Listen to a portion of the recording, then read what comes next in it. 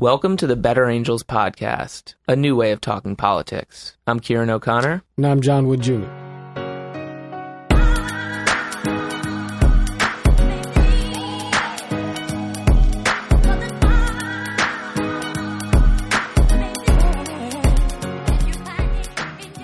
What's poppin', John? What's going on, Ciaran?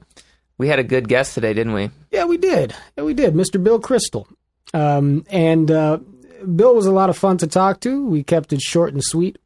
And for anybody who doesn't know, Bill Kristol is the former editor of the Weekly Standard, a person who served in the Reagan administration, in the George H.W. Bush administration, and was a very prominent figure under the during the time of the second Bush administration, and people will certainly remember his support for the Iraq War. But more recently, Bill Kristol has been notable for having been one of the most prominent never-Trump Republicans, and he did not really hold back in this interview either in terms of what he felt about the president. But I also thought that he had some interesting things to say about his own experience in terms of managing his personal relationships with people with whom he's recently disagreed politically. And I thought he had some inspiring things to say about the prospects for there being a movement around depolarization that really takes root in the future. Definitely. I think it was a pretty wide-ranging conversation. We touched on the news of the day, the 2020 race, but we also talked a little bit about some of the deeper problems of polarization and potential antidotes, of which we hope Better Angels will be one. So I really enjoyed this conversation. If you guys like what you hear, please rate us on Apple Podcasts. Please shoot us feedback at media@betterangels.org, future guest suggestions. And as always, we're grateful for your listenership. And without further ado, we give you Bill Kristol. Bill Kristol, welcome to the podcast. Happy to be with you. So what does the election of Donald Trump say about the Republican Party? Is it an anomaly? Or is it a more fundamental expression of the authentic face of the GOP?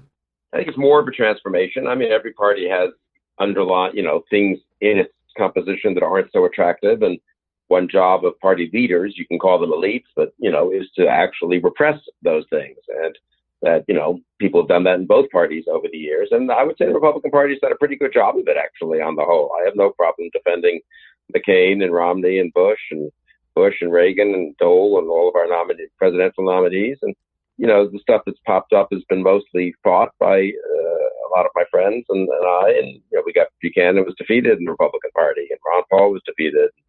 So there are elements that were there, as in any huge party. So I'm not, saying everything was wonderful. Or there weren't things that were exposed that surprised me a little bit, too. People are complicated. I think the elite, base narrative is also the elites who have sold out as badly as the worst now at this point, almost worse than the voters. I mean, you can blame the voters, but in the real world, the voters are voting for a mix of Republicans. Some of them are okay. Some of the governors are fine, I think. And most of them are not running particularly as Trumpy persons. When they get to Washington, it's where they really collapse on the federal level in the House and the Senate. I totally agree about the capitulation. It's horrible, but I don't think there is, of course, voter pressure, and I'm not going to deny that. And Trump's made things much worse. And Trump has appealed to people's worst instincts, emotions, prejudices, anxieties. And look, in politics, and this is one lesson for me that I hadn't fully probably, thought through. I mean, it's if a president, it's one thing if candidates occasionally, Senate candidates, gubernatorial candidates, appeal to people's prejudices. It's another thing that they flare up. There's a moment in the campaign where ugly things happen. People get beyond it. If a president of the United States does that consistently for 2.5 years and rallies his party to that, I'm not making any excuses. I think the party should have stood up to him, but it shows how dangerous that can be. There is, people have mixes of good and bad, good and less good qualities. And, if you just appeal over and over again to the less good qualities and they're rewarded, at least in a kind of short-term way, or at least, you don't pay that much of a price for it. It turns out you can take a party that's, like all parties, a mixed bag, but I think a respectable, party, and turn it into a party that, at least at the federal level, I agree, is really behaving disgracefully. Now, you have made the statement in the past that, and perhaps in contrast to some other critics of the president, that while it is that you cannot see yourself supporting President Trump, you do have a sensitivity to people, and certainly to conservatives, whose values and priorities lead them to want to support a president who maybe they disagree with certain ways in which Trump speaks or with some of the things that he does, but they nevertheless feel as if he is ultimately fighting the good fight in favor of things that matter. I'm a Republican. I didn't myself vote for Donald Trump. I didn't vote for Hillary Clinton either. But my father is very much a firm and dedicated supporter of the president. And if he were here, I can imagine my dad would say, well, wait a second. Look, we've got a Republican president who's presided over a tremendously successful economy. He's put conservative judges on the Supreme Court, protecting perhaps the rule of law for another generation. He's a person who has successfully beaten back, to whatever degree, the threat of ISIS. This is a successful presidency by every important metric, from a certain vantage point at least, outside of the divisiveness of President Trump's Twitter feed. So from that sort of a perspective, Mr. Kristol, what would you say to a Trump supporter who scratches his head listening to you and says, well, goodness, what's there to complain about? I should tell him that he should think a little more deeply, honestly, about what is happening in our politics thanks to Donald Trump. He hasn't strengthened the rule of law. He's put some decent judges on the bench, but he's weakened the rule of law tremendously and weakened respect for the law, weakened separation of powers, weakened all kinds of norms and customs and the rules of the executive branch that have preserved the rule of law. Now, the institutions are pretty strong. They stood up to Trump pretty well on the whole. And therefore, one doesn't see as much damage as one might in Argentina or Hungary or something, when you get this kind of authoritarian inclined populist in power. But the damage is real, and I think it's a little more subtle than seeing the market go down 1,000 points in a day. But it's real. I mean, his accomplishments, the economy has continued pretty much on the trend that Obama put it on, and we'll see where it goes now. We're huge debt and deficit spending, and so you can prop up the economy for a while. The judges I do mostly like. They're totally conventional Republican judges. Any Republican nominee almost really would have made the same appointments. They're literally from a list the Federal Society put together. They're the most established Republican group you could imagine, pretty much.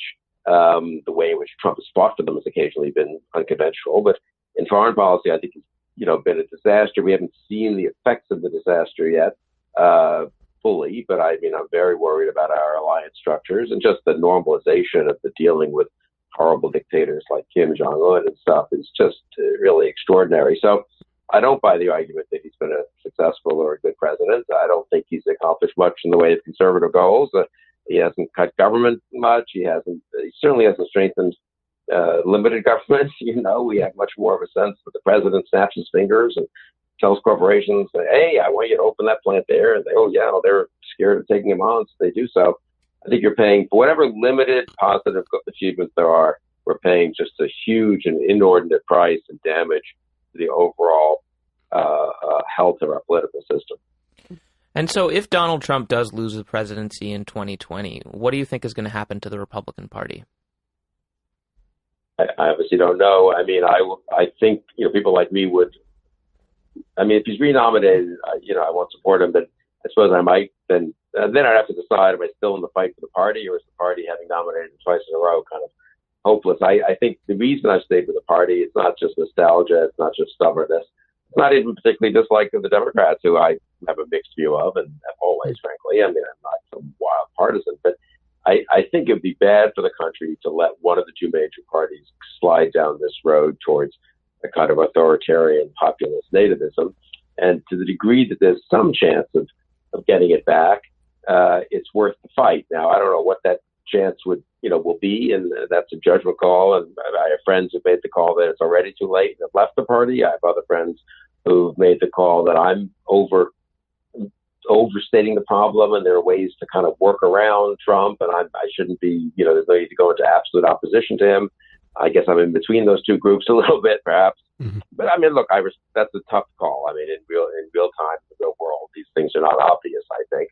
And therefore, what to do, how much to give up, so to speak, when to give up on the party if one has to. I've been focused on finding a challenger to Trump, because the easiest way to save the Republican Party from Trump is to have someone run against him and defeat him in primaries. It does not look likely, obviously, but I think it's important at least to try, and then to try to get Republican members of Congress and others to stand up for certain principles. And occasionally they have a little bit, but I'm pretty, I am depressed about it, honestly, and not in some psychological way, but I'm just politically, analytically, the party has gone much further down this road than I would have expected. In the context of our work at Better Angels, we talk about party politics sort of within a larger framework of concern with the social fabric in this country and with the health of civil society. And, it strikes me as one of the most sort of underappreciated truths of our society that whatever political or economic progress we build under whatever administration, to my mind, is contingent ultimately upon the health of a civil society and, a more or less well-dispositioned citizenry to hold it up. And I think that we're in a moment now where there's a crisis of trust between the American people that is perhaps even beyond whether we want to blame President Trump foremost or activists on the left. I think it's this dissolution of trust in our society, which you might argue is really the fundamental threat to the cohesion of our government and our citizenry going forward. Beyond just President Trump, what in your mind are the major causes of this broader societal sort of breakdown, if you see it in that way? What are the major drivers of polarization that maybe led up to Trump and perhaps we will be reckoning with even after Trump is either reelected or gone? No, I think a lot of that is right. I mean, there were big problems before Donald Trump, rode down the escalator, and social, cultural problems, challenges, strains, stresses. If you came down from Mars and you were a social scientist or historian and someone said we're going to have this, massive globalization, which I think is on the whole been good, but, would put real strains on people economically, big cultural changes in society. Again, I would argue most of them for the better, probably, but, certainly it's a different country than it was 30 years ago. Technological challenges, which was real threats to people's jobs and even the kind of ways they're used to living. You put it all together, and, one knows this from history, it causes strains. It makes people susceptible to demagoguery, to sort of simple appeals that we can get back to the way it was, or I would say on the opposite, on the left almost, that we can totally, kind of with some magic wand, change things so that these challenges go away with different policies. So I very much agree that there are much broader social and cultural and economic challenges. Having said that, I guess I push back a little bit against the sort of notion that, not that you said it this way, but I mean that Trump is just simply a symptom of it, or because he makes it much worse. I mean, having a president who, if people are anxious, having a president who dwells on and fosters and exploits those anxieties for 2.5 years, and we'll see what happens for the next year and a half. I don't think it's going to get any better during the election campaign. In the election campaign it's not going to get better, right? I mean, societies go through strains, and having a president, having leadership in general that tries to mitigate those strains and deal with them responsibly makes a big difference, and having leadership that doesn't makes a big difference.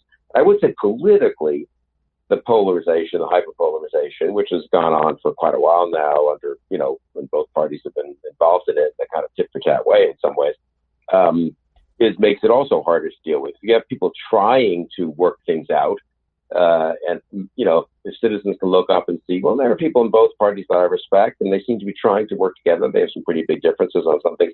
That leads to one kind of civic culture.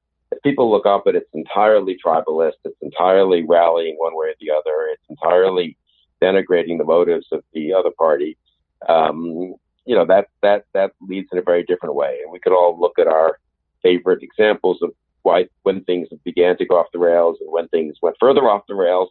I totally agree that right now, I think the Republican Party should bear the brunt of the blame for this. But anyway, so I think it's a mix of politics and, society and culture, if you will. I do think I had underestimated how much damage the pure partisan polarization is doing. And in a way that's only politics, and that's not where people live most of their lives, and maybe ultimately family breakup and questions about religious belief and, community and the Bob Putnam, Charles Murray type stuff. Maybe ultimately those are more important, but those are going to exist one way or the other, frankly. We're not going to restore the family in the 1950s, and we're not going to restore the job market in the 1950s. And healthy politics can sort of help people make their way through these thickets, and unhealthy politics can really make things worse. And that's what worries me the most, actually, about Trump. To get back to your earlier question, well, what about these policies? I think the degree to which he's making it harder to deal with what are real challenges is another really bad thing about the Trump presidency.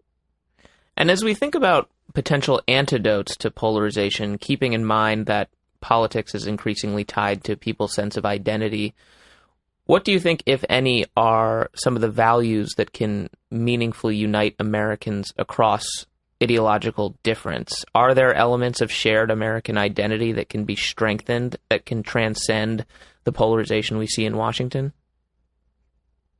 I think what you guys are trying to do is important, and there are other efforts like that.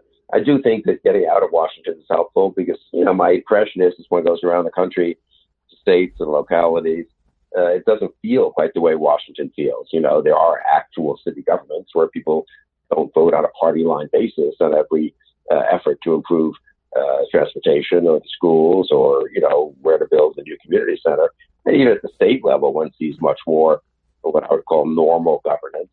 And obviously in civil society and in community organizations, in businesses, universities, churches, you name it.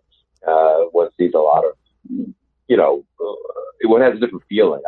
But the good news for me is that Washington, we seem to have much more of a Washington problem, I think, than a problem around the country. We have problems around the country, but it's not to this degree, I think. So I think one thing is simply, doing more at the state and local level can help deal with the problem, and probably it'd be healthier to have more authority and decision making at the state and local governmental levels, and also in civil organizations and so forth. I also think, though, fixing Washington is important, and there are some practical. Apart from some of the huge questions, just in terms of Congress, parties, elections, there are some practical things that could be done that probably would at least stop making things worse. Mm. Now, a lot of people get involved in the work of Better Angels because we have experienced things in our own personal lives, in our own family lives, work and other relationships, where political differences have led to the rupturing of personal connections. And I imagine that given the stand that you've taken as a person who has been an influential Republican, person who's served and who's written at a high level, I imagine you probably have some stories to tell about changes in personal relationships owing to your opposition to President Trump. And you don't have to go any further into details than you might be comfortable doing, but I am wondering, for those who are listening to us right now, who, whether because they supported the president or opposed the president, have found themselves at odds with people who mattered to them, people who they have respected, on the basis of that, is there some advice or perspective that you've gathered in this experience that has allowed you to sort of navigate these differences with friends and colleagues? What has that experience been like?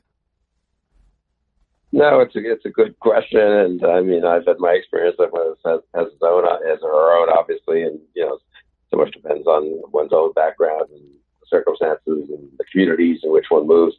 But I'd say in my case, it's been, I think, less difficult than for a lot of people in a funny way, in this way. Obviously, there are people I used to be close to who I really now, I think in almost every case, fortunately, I'm still cordial with if I run into them, but, we would have gone out to dinner every 3 months in the old days, and we don't today. So that's kind of the Republicans who are pro-Trump or even more acquiescent to Trump.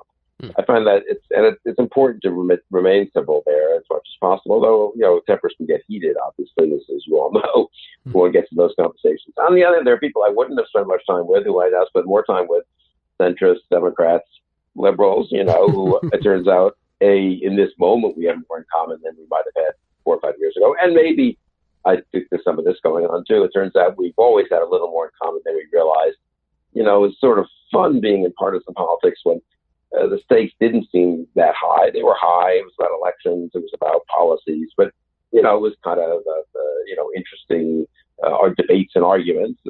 And now it feels very different. So I've very much enjoyed actually getting to know people whom I didn't know. So maybe in that respect, I'm a little lucky that I feel like there's been, I feel my life isn't been terribly impacted for the worse. It's more of a mixed bag and a trade-off. And our family that really haven't had issues. But I feel I do know many, many people, obviously, who've had really difficult situations. It's one thing to, as I said, not have dinner every 3 months with someone you used to be, on good terms with and considered a friend. It's another thing to have, siblings or children or parents, or close neighbors or something with whom one now has a fundamental difference in view. I mean, there people just need to,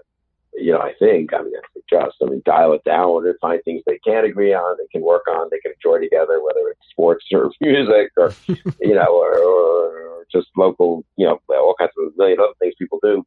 And, put the politics, just agree to disagree. I'm not I don't know. My own experience, whatever it's worth, is talking these things through. It does not help usually in the sense that people aren't going to change their mind much. And in a way, just agreeing to put it aside and saying, look, people make decisions, judgments. One of us is wrong. I said to people, maybe I'm wrong. I don't know. Maybe 10 years from now, God, I really was just totally off the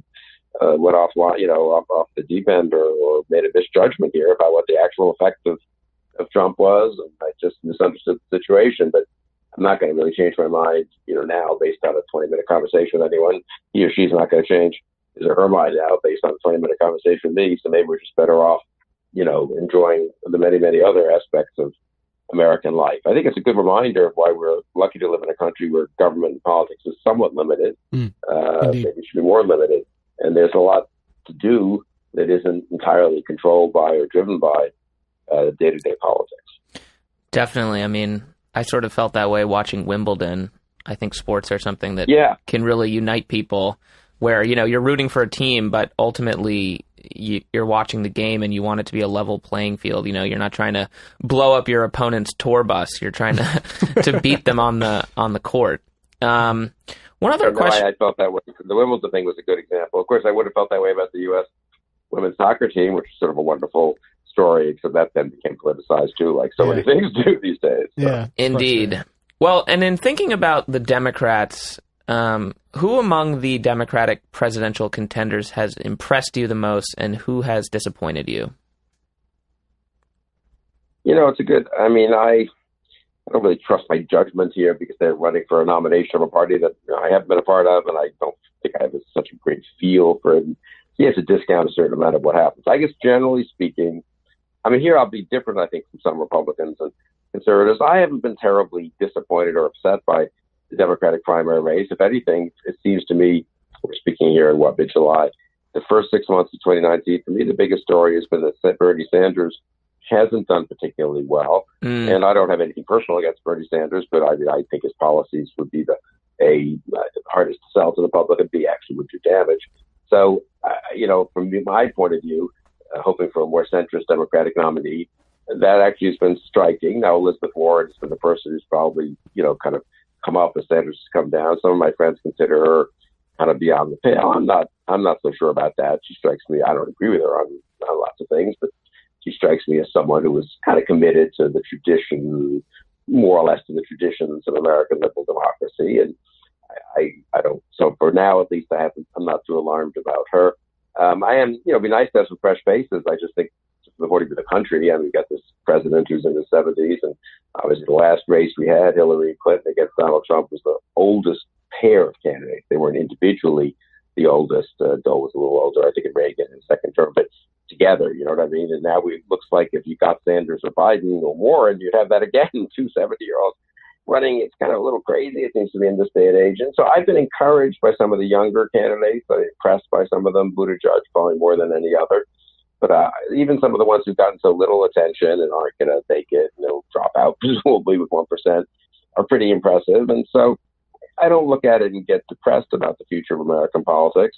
But, as a practical matter, it's important. I think I would recommend to the Democrats a kind of conventional advice. They need to hold the voters they won over in 2018. I think I know a lot of those voters. I am one of those voters. My wife certainly is in Northern Virginia, who voted Democratic for Congress because we wanted to check Trump. I think those type of least swing voters, are just going to be will be put off if the party looks very radical. They're not they're not right wingers, but they're not enamored of sort of terribly transformational left wing things. Trump is trying right now to label the party as the party of AOC and Ilhan Omar and others. I mean, it's terribly demagogic attacks he's been launching, which really are terrible. But there's a method to the madness. He wants the Democrats to have to rally behind, the group of four, the squad, wherever they are, and as they should, and I think all of us should, when they against these kinds of attacks. But then he'll now going to say, well, that's what the Democratic Party is like. So I guess I have the kind of standard view that the more moderate the Democrats seem, the better their chances in 2020. Yeah, I'm a person who, as someone who considers himself a conservative, I share your criticism of the president's tweets and the president's insults and so forth. I also happen to sympathize, however, with people who feel as if oftentimes, and I'm an African American and I live in South Central Los Angeles, and so I'm sensitive to many of the things in the racial narrative, but I nevertheless I nevertheless feel a certain sort of I can be pricked a little bit by the quickness with which we sometimes, and certainly folks on the left, some folks have a tendency to throw out the allegations of racism and prejudice and bigotry and so forth in circumstances where it just doesn't seem to me to help the conversation. And when that happens, while I do not defend or support the president's, escalating of these sorts of exchanges, I nevertheless find myself somewhat sympathetic with conservatives who feel as if there needs to be something of a pushback where people say, well, wait a second, it's possible for us to have a difference of opinion on a certain issue, even if it's something related to public benefits or affirmative action or immigration or any other such subject, without it necessarily indicating some sort of racial or ethnic prejudice. And so my question to you with respect to that is, have you given some thought to the racial aspect of our current polarization and division? And do you have any advice for our audience in terms of how we can better navigate these sensitive conversations to make room for a range of opinions and insights on race without going immediately to the sorts of villainization that we perhaps see in different ways coming from both sides?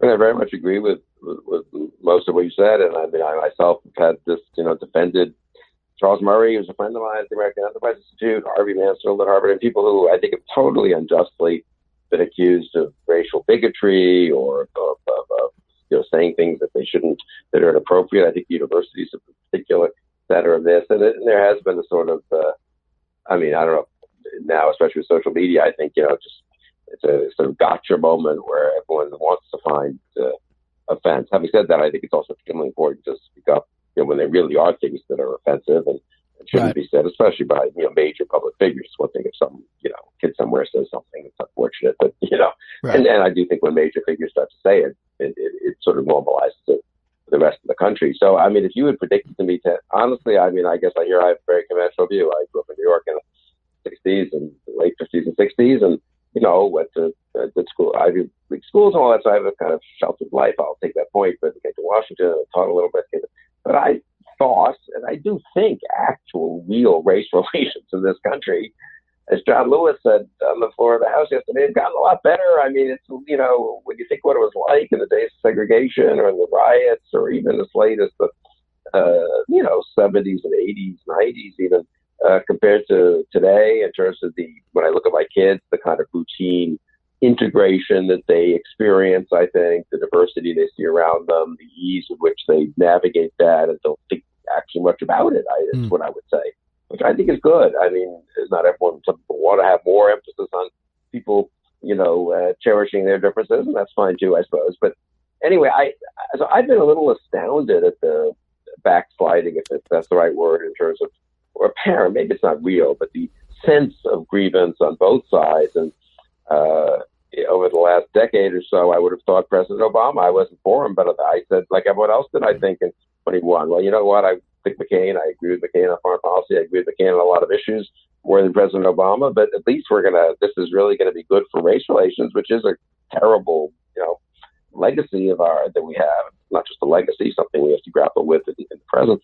And I'm not sure I was right about that, and I don't quite know why things went awry. But with Trump, it gets much worse. So it's depressing to me. I still think deep down, I think the trend is going to be positive. I look at our kids' generation and the generation a little after that. I do not think these people are growing up thinking that people of different color skin are inferior, or you can't reach out, have friendships or more than friendships with them. And in that respect, I kind of remain optimistic about the country, despite the very dysfunctional, but even somewhat damaging, really, political discourse we're now engaged in.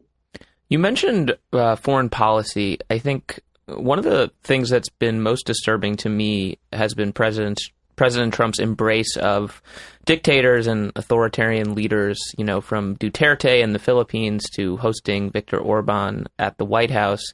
If Trump does win re-election in 2020, how strong do you think American institutions will be in preventing a slide to authoritarianism toward which one could argue Trump has obvious affinity? I think it's a big concern. I mean, for me, on policy grounds, leaving aside just his character and rhetoric, foreign policy has always been the most dangerous sort of aspect of the Trump presidency, just because, at home, the economy can recover if the debt's too high and other things can be fixed. We do have strong institutions. Foreign policy is a little hard to fix when things go really wrong. I wasn't a big fan of President Obama's foreign policy either. So from my point of view, we've had, over a decade of not great policies and maybe things that were done wrong before that too. So I just came from a little lunch with a leader of a party in a Central European country, but one of the Warsaw Pact, a country that was controlled by the Soviet Union, free, and it's done well, and it's still doing well. It hasn't gone authoritarian or anything. But he said, I was struck by his comments. He said, we're sort of navigating Trump like everyone else is, and we're trying to focus on, making things better for our citizens, working with other European countries, working with the U.S. where possible. He said, for people like him who believe strongly in liberal democracy, it's been a little demoralizing having the U.S. vacate the playing field or even give signals the other way.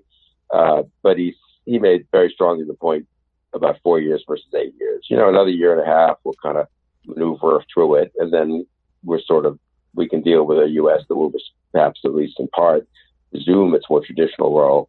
Now, the 4 years of Trump, people really have to ask, well, is the U.S. committed to that role? I mean, if you elect a guy once, it's flukish. If you elect him twice, it's kind of a pattern. And, that will cause a lot of people to rethink things. And I think it will strengthen the people I wouldn't like to see strengthened in countries from Asia to Europe and elsewhere. So I think a 4-year Trump presidency could have a pretty different. I think the difference between a 4-year Trump presidency and an 8-year Trump presidency, and a bunch of different axes, in different ways, is pretty significant. And Bill, I'm sensitive of your time here. If we have time for one final question, I do want to ask you. I've heard you talk a bit about public virtue in the past and the role of public virtue, and I was interested to hear you make the observation about the founding fathers. That on the one hand, and tell me if I'm not representing your view correctly, but on the one hand, I believe you've said in the past that the Constitution was drafted so as to sort of reflect the founders' sense of the limitations of the virtues of a population, that human nature needed to be balanced out by a certain structure. But then on the other hand, the founding fathers also relied upon there being a certain bedrock amount of virtue in a population to allow for a society based in liberty to cohere to begin with. And what I'd like to ask you is, do you believe that there is space right now for the catalyzing of something of a civil society movement in the United States that's rooted in a reappreciation of public virtue, the need for political depolarization, and a strengthening of the bonds of the American the American people across these political lines? Is it possible for us to get back to a shared appreciation of just what civic virtue looks like in the way that we hope to begin to manifest more and more here at Better Angels? Yeah, I think very much so. I mean, the point I made about the founders, and it's a perfectly kind of obvious one, is for all the talk and some of the Federalist Papers and elsewhere about ambition counteracting ambition. And we have this institution set up to not presume that enlightened statesmen will be at the helm and so forth. At Federalist 55, Madison says, we still depend on a certain virtue for Republican government to work. And obviously most of the founders and many, many others have said this at different times in American history. So absolutely, I think it's extremely important. I think it's important as an intellectual matter to think about it. It's important as a practical matter. I think it's important to go beyond exhortation, though exhortation is fine as well.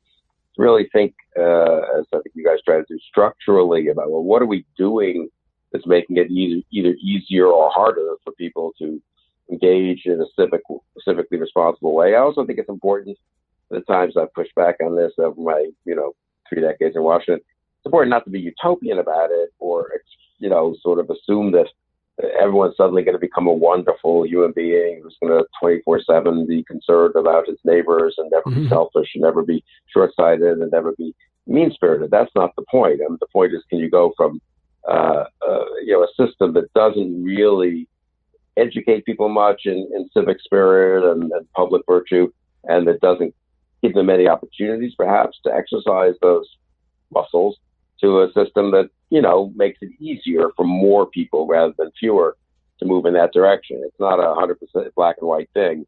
Right. And I think that's an important, point to make. We were not in some pie in the sky. If only everyone became a wonderful human being, that would be good. Well, it would be good, but it's, there are practical ways to make people more civically aware and responsible, I think, than we are today. Indeed. Bill Kristol, thank you so much for being with us today. We really appreciate it. Well, my pleasure, and good luck in all your efforts. Thank you.